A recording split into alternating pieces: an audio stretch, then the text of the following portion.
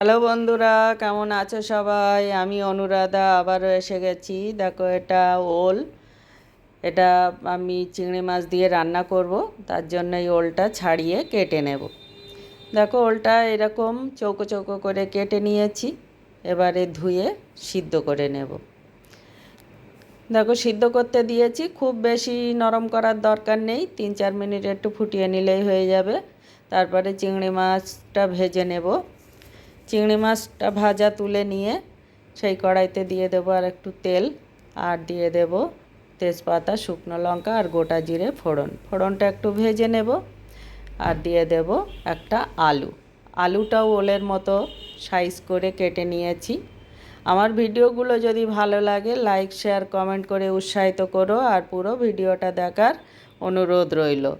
আলু ভাজা হয়ে গেছে, এবারে দিয়ে দেব জিরে গুঁড়ো, ধনে গুঁড়ো, আদা বাটা, কাশ্মীরি লঙ্কার গুঁড়ো, হলুদ আর লবণ, আর দেব একটু জল দিয়ে এটাকে তেল ছাড়া পর্যন্ত কষিয়ে নেব। আমি পেঁয়াজ দিলাম না, তোমরা চাইলে দিতে পারো পেঁয়াজ। চিংড়ি মাছে পেঁয়াজ না দিলেও ভালো লাগে খেতে। পেঁয়াজ না দিয়ে একবার খেয়ে দেখো।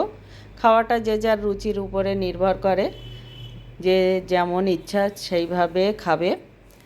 এবার কষানো হয়ে গেছে, এবারে সিদ্ধ করে রাখা ওলটা দিয়ে দেব। ওলটাও এই মশলার সঙ্গে 3-4 মিনিট একটু কষিয়ে নেব। দেখো, কষানো হয়ে গেছে, এবারে দিয়ে দেব গরম জল। গরম জল দিতে পারলে ভালো হয়, কিন্তু কোনো কোনো সময় থাকে না।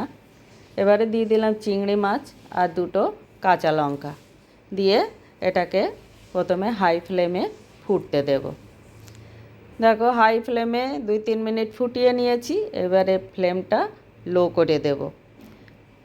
ফ্লেম লো করে দিলে সবজিগুলো বেশ ভালো সিদ্ধ হয় আর একটু কালারফুলও হয়। দেখো, চারিদিকে তেল ভেসে উঠেছে, দেখতে কালারফুল লাগছে। আমি তো একটু কম তেল দেই, কিন্তু তবু দেখতে সুন্দর লাগছে।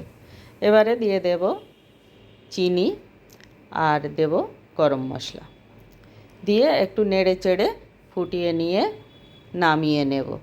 এরকমই ঝোল রাখবো। দেখো, রেডি হয়ে গেছে চিংড়ি মাছ দিয়ে ওলের ডালনা। কেমন হয়েছে কমেন্ট করে জানাবে।